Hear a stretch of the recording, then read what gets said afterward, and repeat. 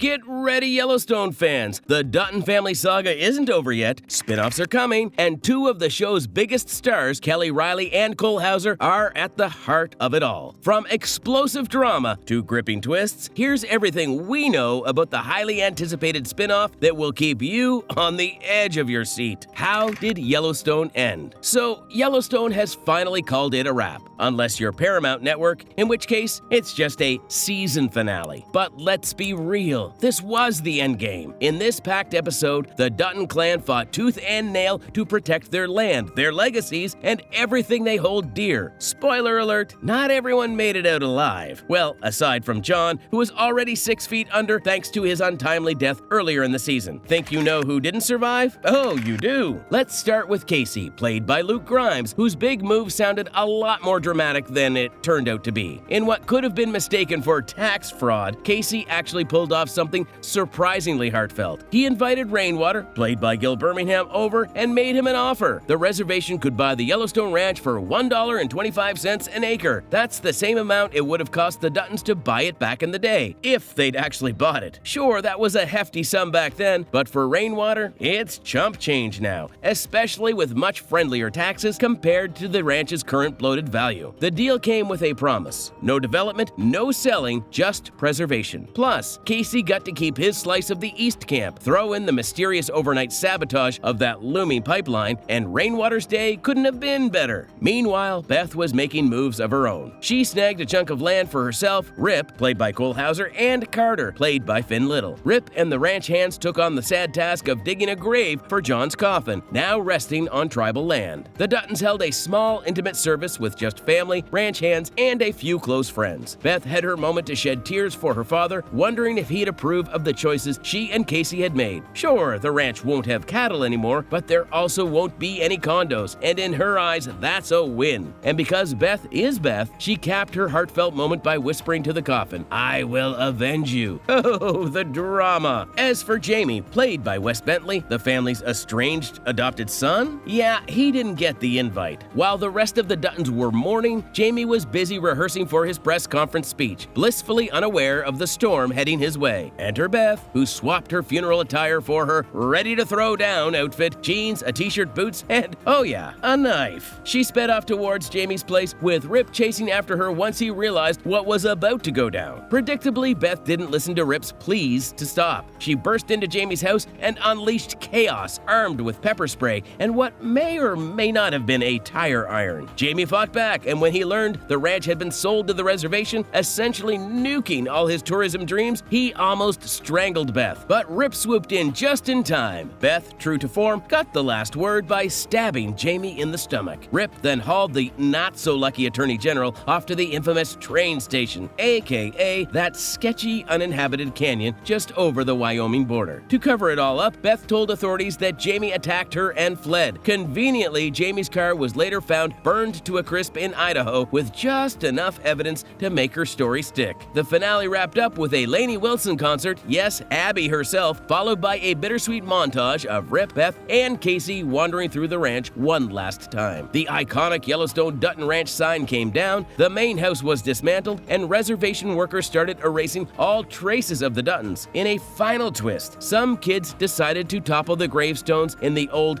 definitely illegal Dutton cemetery, until Mo, played by Mo Brings Plenty, came out to scold them and set things right. Side note, why were those gravestones so flimsy in the first place? The last word belonged to Elsa Dutton, played by Isabel May, the narrator from 1883 and 1923. Her voiceover confirmed that the seven-generation promise made in 1883 had been fulfilled. The land was back in the hands of the reservation, protected forever, no airports, no tourists, no nonsense. In the end, the supersized finale felt long and, at times, a little slow. The rushed half-season didn't do the pacing any favors, but let's face it, Yellowstone was always going to end this way. And honestly, could it have been any more anti-tourist? Probably not. Despite the sad note of the finale, commercially, it ended on a big high. Yellowstone broke all records. Yellowstone went out on a high note, capping off its epic run with a record-breaking series finale. The much-anticipated episode titled Life is a Promise aired on December 15th, 2024, and drew in 11.4 million viewers across Paramount Network and CMT, marking the largest audience the neo-Western series has ever seen. The finale was part of Season 5B, which not only delivered the most watched episodes, but also generated the most buzz on social media, outperforming Season 5A by 4% in viewership and doubling engagement on platforms like Twitter and Instagram. Yep, Sheridan racked in a lot of money with the finale,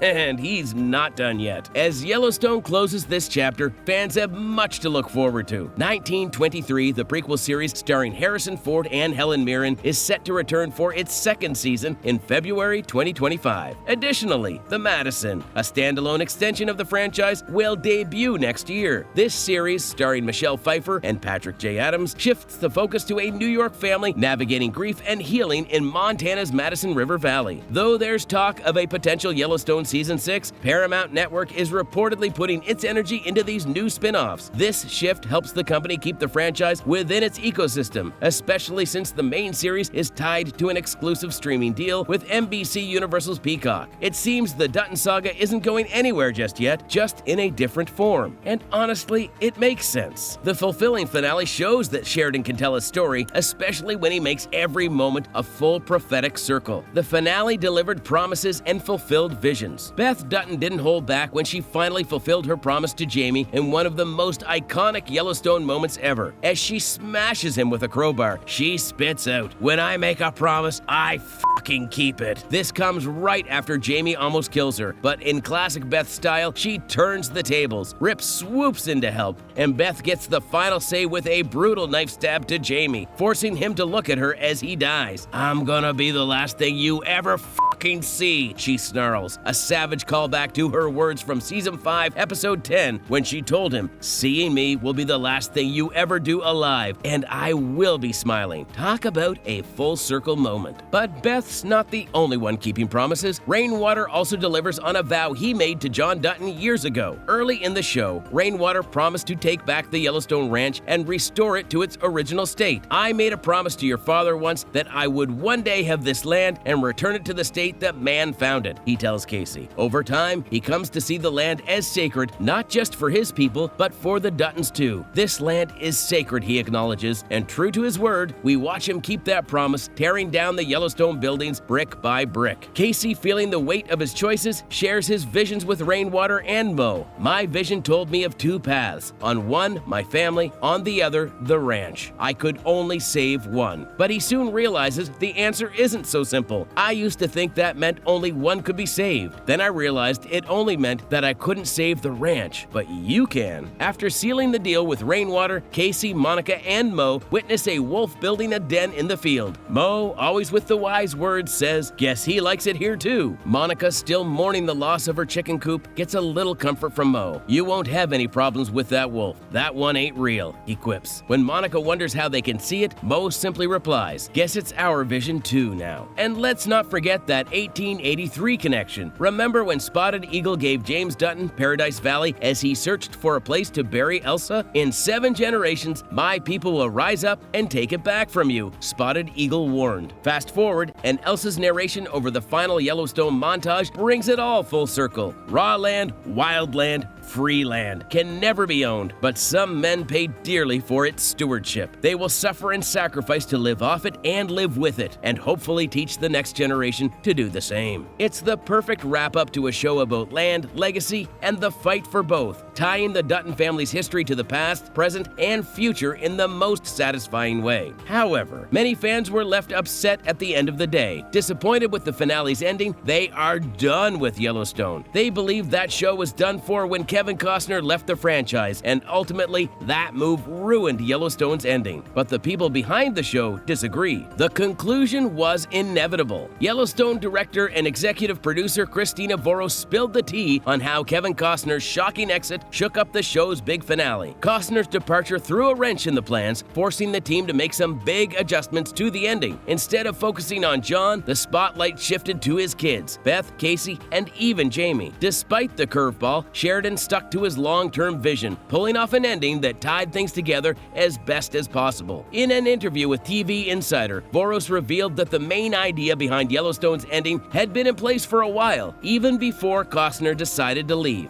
However, she admitted that some parts of the finale had to change after losing John Dutton III. She also dropped a hint for fans fans, go back and rewatch Yellowstone and its sequels, 1883 and 1923, because the clues about how it all ends have been there all along. The what of the end of the season was always planned, Voros explained, saying that while the overall direction didn't change, they had to tweak how they got there after Costner left. The how may have needed to be adjusted. Taylor has always known what the ending of this legacy was. She added that she wasn't exactly sure how Costner's exit changed Sheridan's approach, but was confident he always had a clear destination in mind for the story. Voros also pointed to 1883 and 1923 as key pieces of the puzzle. She said that if you dig into those shows, you'll find plenty of breadcrumbs about the Dutton family's future. There are clues about the generational legacy and the destiny of the land, she explained, teasing that fans with sharp eyes could spot clear proof that Yellowstone's conclusion wasn't a random decision. Instead, it's the final chapter in a much bigger story about the Duttons and their legacy. The finale was satisfying. The Yellowstone finale brought the Dutton family's long dramatic story full circle with a mix of emotions and some big surprises. Casey made the bold move to hand over the Dutton Ranch to the Broken Rock Reservation, becoming the master of the old prophecy. Beth, of course, had been doing everything in her power to save the ranch. The massive inheritance taxes after John's death made it nearly impossible to hold on to, and with him gone, their options were slim. John, who was Montana's governor before he died, spent years fighting off threats to the ranch, but stubbornly refused to compromise, even when Beth pushed him to consider deals that might have secured the land for future generations. While his iron will defined him, it also left his kids with no choice but to make the tough call. Casey's decision wasn't just practical, it was symbolic. Giving the land to the reservation meant the ranch would stay as it was, untouched by developers or greedy corporations, which was John's ultimate dream. Seeing the land go back to the reservation was a powerful moment for fans, especially since it connected so deeply to the show's prequels, 1883 and 1923. It reinforced the idea that the Dutton legacy was always tied to the land and its history, even if it meant the family itself had to let go. But not every storyline in the finale landed the same way. Jamie, one of the most layered and controversial characters on the show, got sidelined in the final episodes. He barely showed up, and his long-anticipated face-off with Beth felt rushed and disappointing. Fans had been waiting for that showdown for ages, but it didn't pack the punch it deserved. Jamie's ending felt like an afterthought, which was frustrating considering how central he had been to the family's drama. Yeah, the Jamie arc didn't end well, but at least it was conclusive.